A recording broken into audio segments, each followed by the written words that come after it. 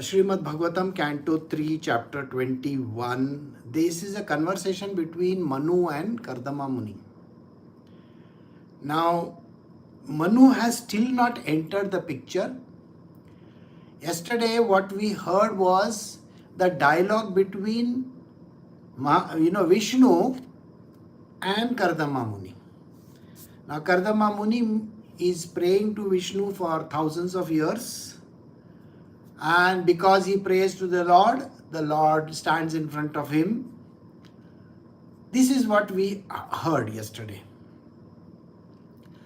And the demand is set forth by Kardama Muni that he wants to get married. He wants to satisfy his desires. The basic concept was that he is looking for a woman. And this is the time when we can say at the beginning of mankind. So today we are going to learn about how mankind came into the picture. We are going to understand a little bit of history of how this all began.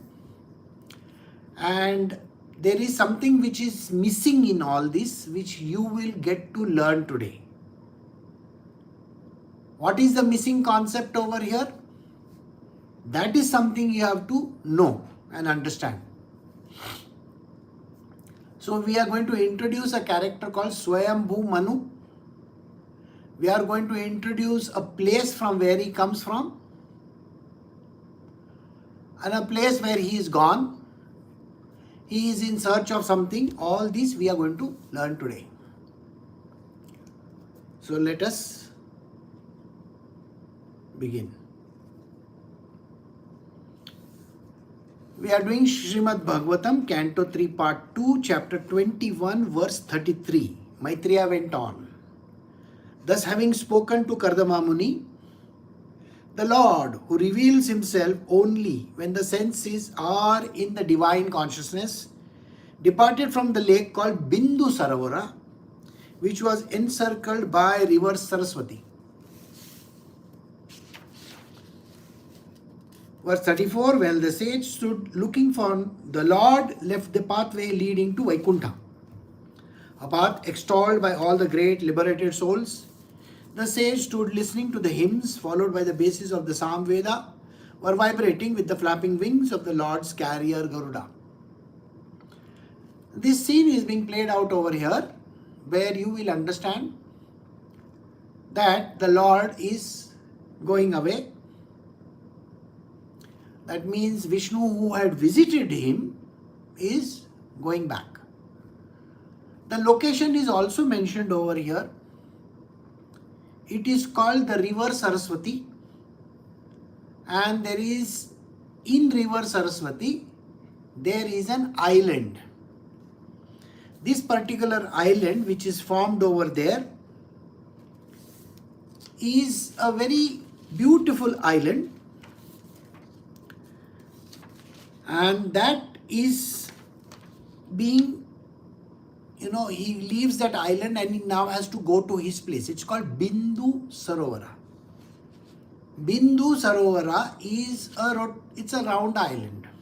Okay, it's more or less like a dot. And that is a place he had gone to do his meditation and do his sadhana for 1000 years. This is what we understood in the preceding chapters. That means here what we understand is that the Lord has stood in front of him and given him the blessing that in 2 days' time, the person who rules the world, Swayambhu Manu, is going to come and meet him over there. This indication has been given to him with an indication that the daughter of Swayambhu Manu is going to become his wife. This was very clearly stated. Now today we are going to do a little bit of history lesson to understand how this all happens. Now the Lord is going away to his Vaikuntha. on his Garuda Viman. Flapping the wings, the Garuda flies away to his own place, that is Vaikuntham. This gives us a picture of how the Lord is traversing, where he had come, whom he met.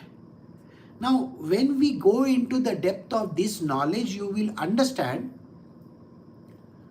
that at the beginning of time, whenever the human race began, see, look at it. What are the inferences that we can draw from this? Number one inference is that this particular place, that is the whole of India, so-called the Indian subcontinent, the people, those who were staying over there, were called Rishi Munis. No human beings that way. They came from the Rishi Loka. Okay? The Rishi Lokas were there, and then on the other side, there is another location from where Swayambhu Manu is coming. So what does that tell us? That Swayambhu Manu has to traverse the oceans to come over there. The land itself is divided into 7 islands. 7 islands. Now, when we look at these 7 islands, these are continents. These are not small islands. These are massive continents. Okay? And the continent on which Swayambhu Manu was living was not India by any chance. This is the inference which you can draw from these particular lines. His daughter is having black eyes. She is very beautiful. Her skin tone is not the way we think of. So Swayambhu Manu's domination, whichever his place that he came from, is an island by itself. It's one of the biggest islands. And that was not a part of the Indian subcontinent. And this is happening at the beginning of time. So historically, we will understand that these two are not the same. All right. So now we will understand from verse 35 onwards. Then after the departure of the Lord, the worshipful sage Kardama stayed on the banks of the Bindu Sarovara, awaiting the time which the Lord had spoken, that is 2 days. Swayambhu Manu and his wife mounted his chariot, which was decorated with golden ornaments. Placing his daughter on it with them, he began traveling all over the earth. This will give you an indication that Swayambhu Manu was living on another island, a big continent, which has nothing to do with India. Kardama Muni was very much in the Indian subcontinent, that is the Bharatvarsha. Whereas Manu came from another continent. It will give you an idea that this is nothing but what we in ancient times say the land of Africa, Madagascar, South India, that is the portion which came and banged into this continent, and Australia. So this was a major chunk where Swayambhu Manu is traveling on his chariot to different lands. And there are 7 islands. He travels to all the other 6. Which means he has gone to different locations. Now he is coming to this particular place, which is the part of the Indian subcontinent. O Vidura, They reached the hermitage of the sage who had just completed his vows of austerity on the very day foretold by the Lord. Now you will understand why I am giving so much of a emphasis on this. So let us try to see why the emphasis is there. Because you will understand the habitation over there. The inhabitants are the Rishi Munis. And there are certain animals and birds and all are also there. Now, we are going to describe this Bindu Sarovara. The holy lake Bindu Sarovara, flooded by the waters of river Saraswati, was resorted to by a host of eminent sages. Its holy water was not only auspicious but as sweet as nectar. It was called Bindu Sarovara because of a drop of tear had fallen there from the eyes of the Lord, who were overwhelmed by the extreme compassion for the sage who had sought his protection.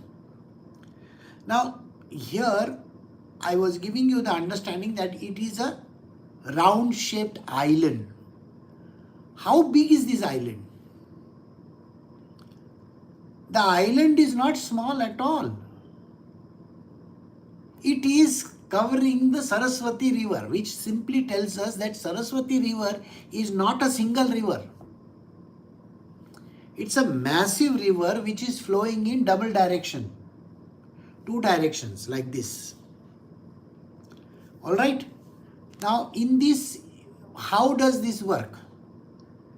There is a very ancient story where, this is a side track from our regular lesson, where Vibhishana, who was staying in Ayodhya after Sri Ram had been coronated, was not interested in going back to Lanka. Sri Ram convinces him.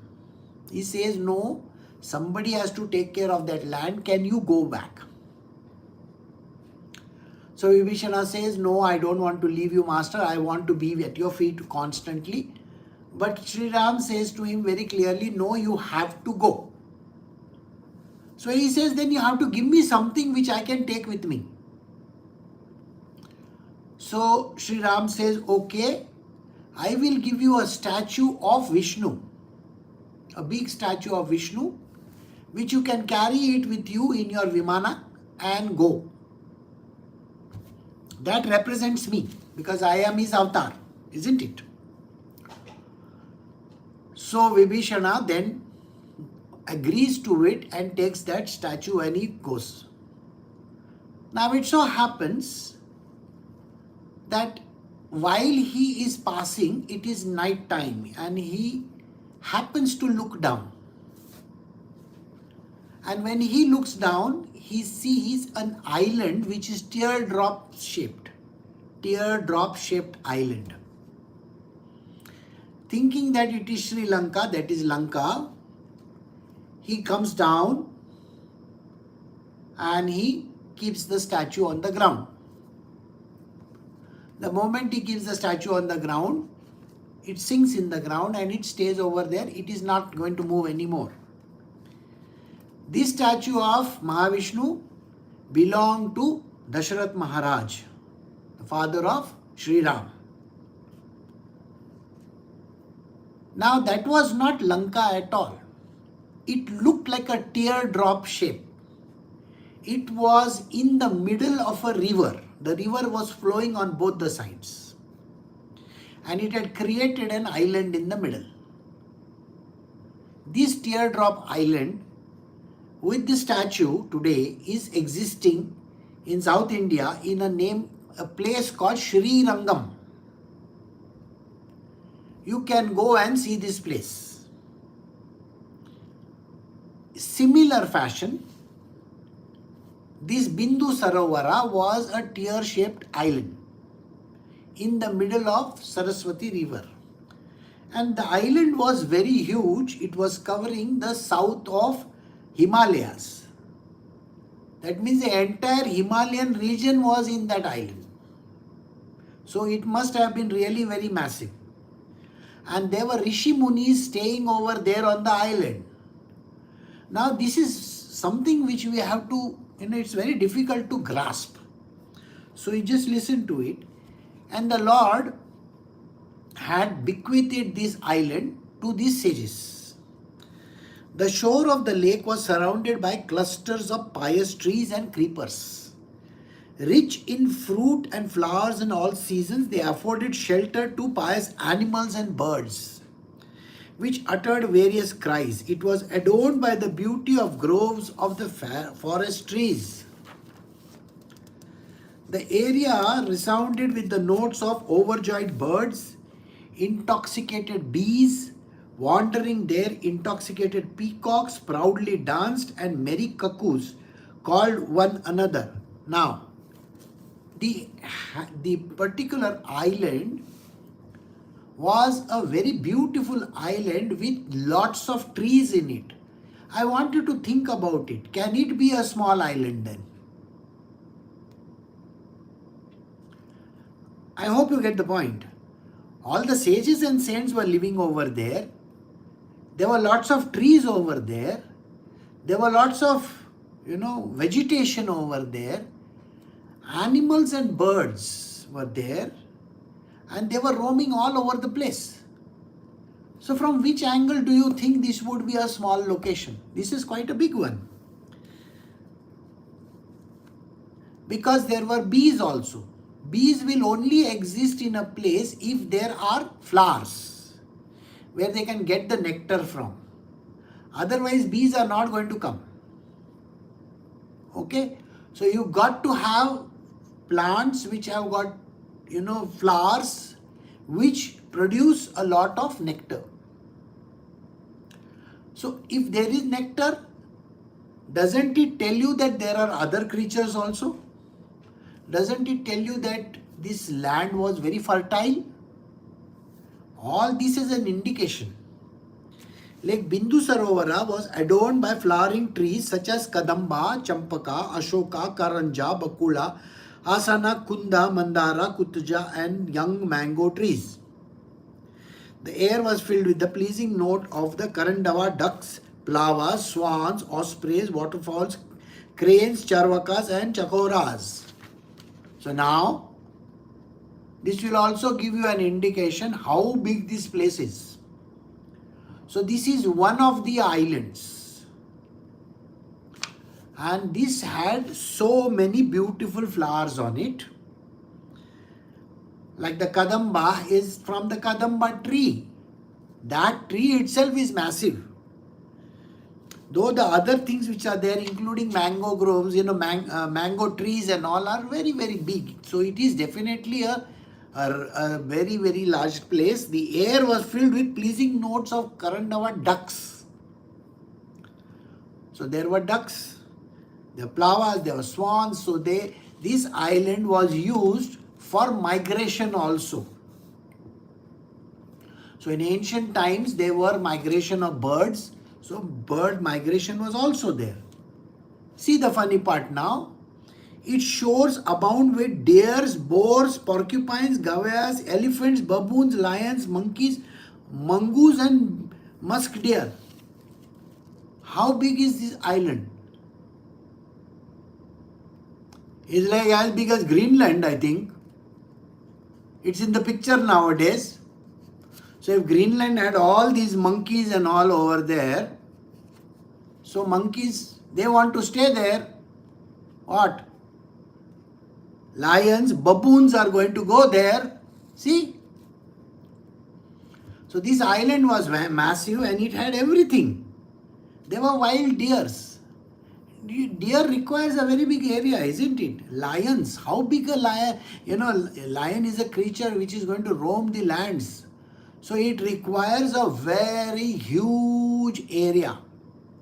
So I believe this particular island which we are talking about was already existing. The Himalayas were still not close by. But there was the Himalayan region where the river must have been flowing. Think like this. The river was flowing this way down south, and this way at the top. So it must have been flowing from the region of Nepal and all those areas down into the Bay of Bengal on one side, on the right hand side. On the left hand side, it must have entered these current states that are there, all the North Indian states that are there, and then from there it was going down, and the patch of land in between was like an island. Because if you have so many creatures, it naturally has to be a big place. And only Rishi Munis were staying over there. Alright? So there were monkeys, mongooses and musk deers. So all these were there.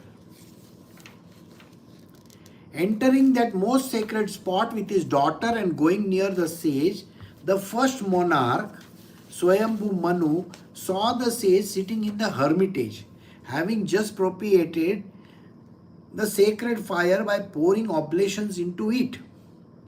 His body shone most brilliantly, though he had engaged in austere penance for a long time. He was not emaciated, for the Lord has cast his affectionate sidelong glance upon him, and he had heard the nectar flowing from the moon-like words of the Lord. The sage was tall, his eyes were large and like the petals of a lotus, and he had matted locks on his head.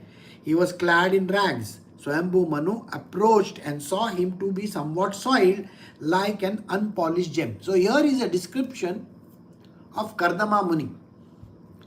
Kardama Muni was sitting in one place in this Bindu Sarovara island for 1000 years without eating food, drinking or anything like that. He was just sitting there meditating on the Lord. Naturally, he would have been emaciated. Emaciated means become very thin. He could have disappeared also. But if you remember, when he prayed so hard, God had come and stood in front of him. Vishnu had come to see him, isn't it? So when Vishnu had come to see him, he blessed him with good health. And he was he looked like a well-fed person. And his face had a glow and his body had a glow, which tells us that even after being in meditation and in trance state for 1000 years, he looked still fresh, as if it happened yesterday. And he was ready for the show, because now here is Swayambhu Manu entering the scene. Got the point? And he looked very healthy and happy. But because he had been sitting like that for many years, his clothes were torn. So his clothes were ragged. And yet, Swayambhu Manu, who was given the instruction by the Lord also, that you can find your son-in-law sitting on this island. So he was able to locate him. Seeing that the monarch had come to the hermitage and was bowing before him, the sage greeted him with benediction and received him with due honor. Now imagine, here is the Lord of the earth, Swayambhu Manu. He is coming with his retinue, lot of people with him, chariots and everything. And he comes and touches the feet of this master, Kardama Muni. Manu is older than him. Manu is the king of the earth. He is also the one who rules this land as well, Bindu Sarovara. And yet look at the humility with which he goes and bows down to this Rishi Muni. So in our life, we have to understand that we have to give respect to these people, those who are on the path of spiritual. They are Brahmanas, the knower of Brahma. They are the knower of Brahma, which means they are enlightened masters. Today's day and age, it is very difficult to find an enlightened master. He has to be called a Brahmana. Then there are others who join the gang. After receiving the sage's attention, the king sat down and was silent. Recalling the instructions of the Lord, Kardama then spoke to the king as follows, delighting him with his sweet accent. So there was an accent also. So there was speech and there was accent. Now, when Kardama Muni was there was no written word. No written word. But there was spoken word. So does it tell you that this is nothing to do with when the word came into existence? See, today if we go and check around the world, you will find that the letters were written. Letters, the alphabet. So the written alphabet and the written word came later. The first thing that came up was sound. Only sound. Got the point or no? We are under a very mistaken concept today. You know what is the mistaken concept that we have? The concept that light travels faster than sound. Do you have this idea or no? Is it written? Light travels faster than sound. If light travels faster than sound, why is it that our scriptures are talking about the sound coming first? I want you to dwell on this subject. Nowhere is it written in the scriptures which we have and the scriptures which belong to the Bible, that is the Judaic scriptures, or for that matter any scripture anywhere in the world, and then there was light. Are you getting these words? So the light came later. In our scriptures, it is written that first came the sound, Omkara. What does that tell you? So it is always the sound which comes first and not the light. But science is going to prove you otherwise, isn't it? It's an anomaly in the system. The anomaly in the system tells us that nothing can go faster than light. Have you heard of this or no? Have you heard of this or no?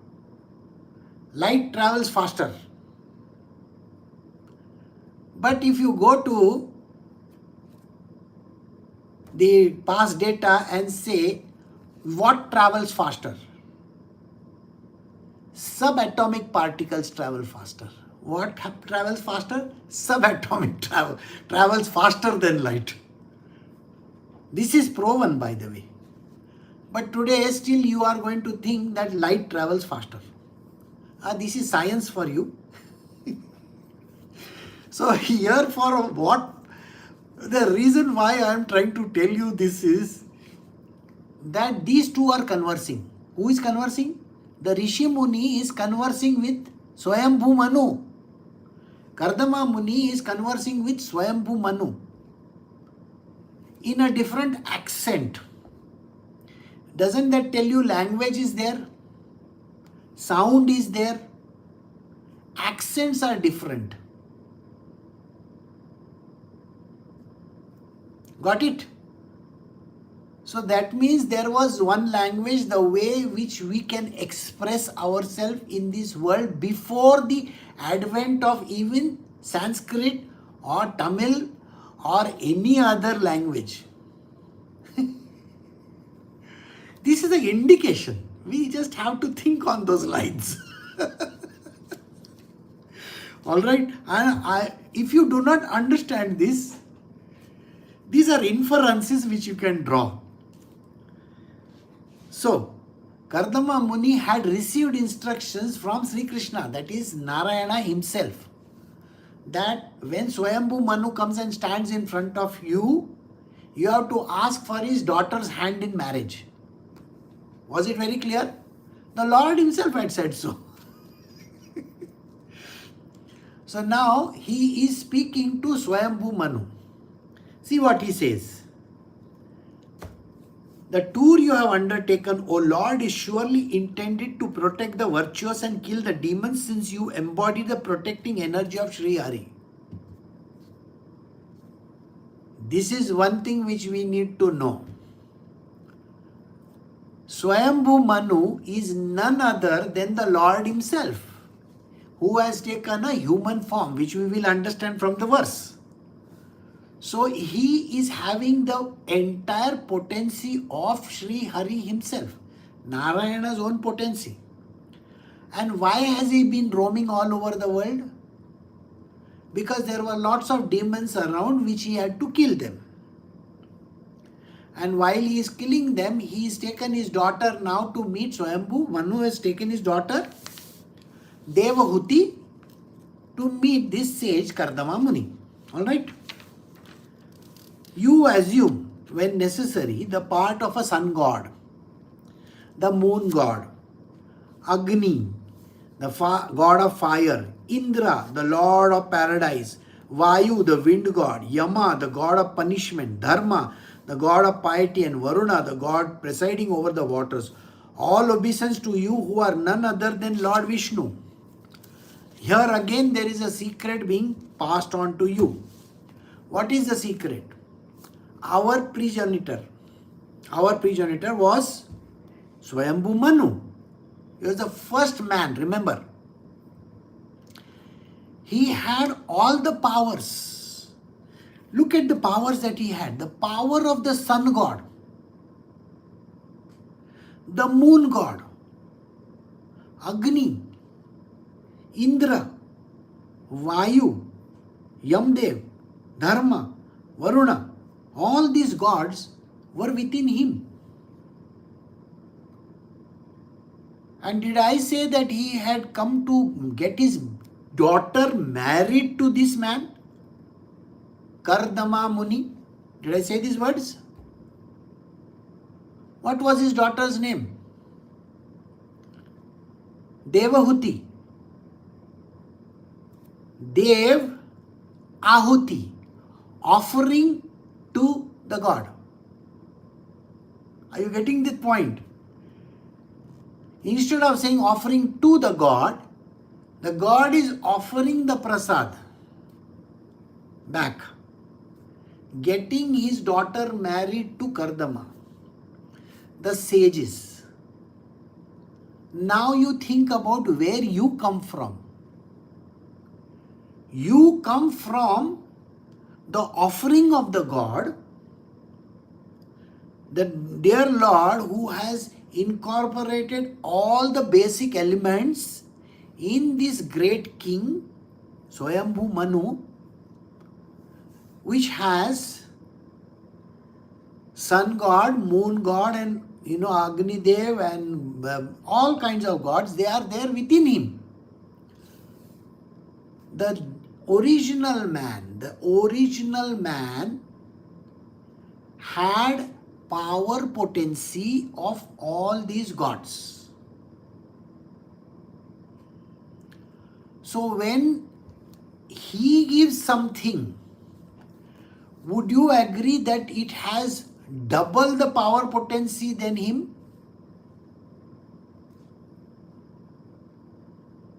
And then this girl is married to Kardama Muni, who in turn gives birth to the 9 daughters, who get married to sages, who are the precursors of your entire generation.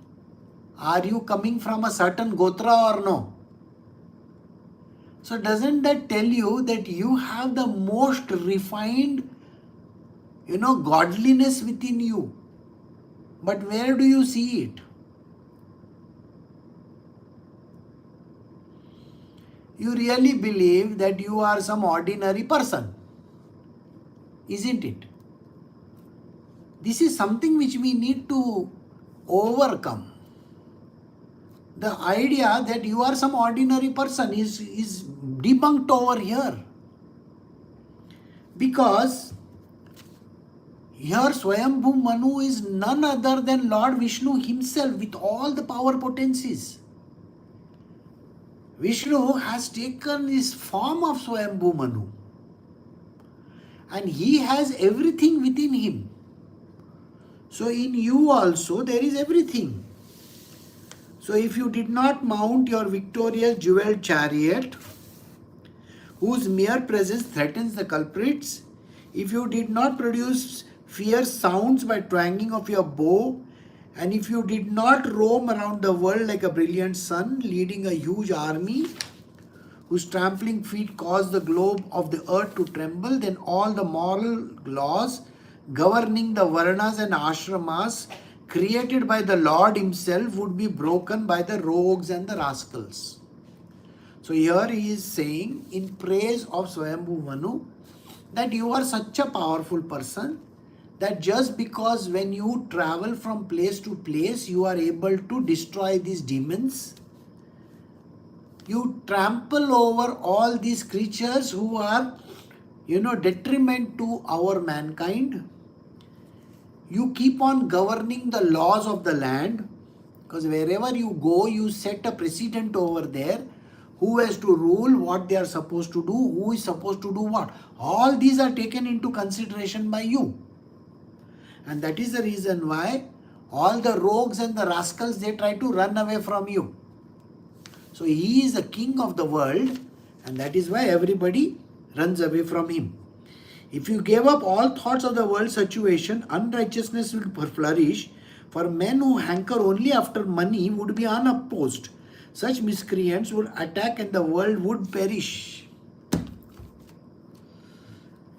If the king himself is incapable of ruling, of setting the law in place, of going and roaming around and not doing it. Suppose he doesn't do, there is a problem. Can you understand this problem?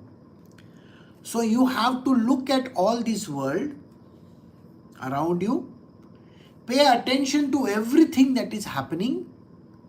You cannot say, I am not going to do this, I am the king of this world, I don't want to do this. You can't say that.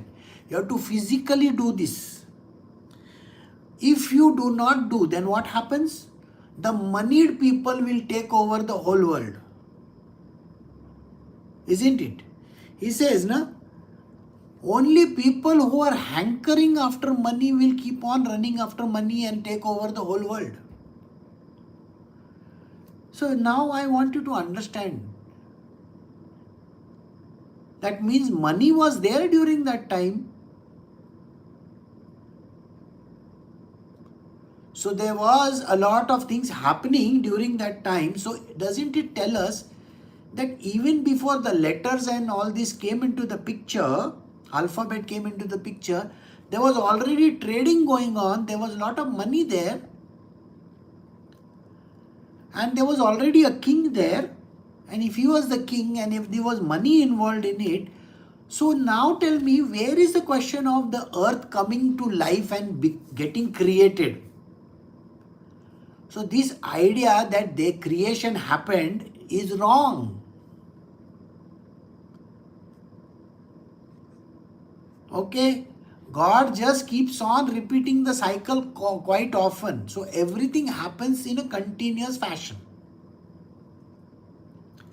Alright? And the end is not the end. It's only sometimes the things go down and then they come up. They go down and then they come up. And that is the reason why you will find that here he is talking about the miscreants coming and doing this. In spite of all this, I ask you, O valiant king, the purpose of which you have come here, whatever it may be, we shall carry it out without reservation. This is he knows very well he has come with his daughter. He wants to get his daughter married to this fellow, Kardama Muni. But yet Kardama Muni cannot directly say this. You just imagine your father-in-law is standing in front of you. You can't tell your father-in-law, come on, I want to have your daughter in marriage. No, you have to be a little bit humble over there. Will you have some tea, coffee or something like that, isn't it? So, he is just saying, there must be some reason why you have come over here. So, kindly tell me the reason why you have come over here. so that we can sort it out. So this is a very funny line. So here you will find that Manu and Kardama have just started their conversation. And we have come to the end of chapter 21. So we will stop over here for today.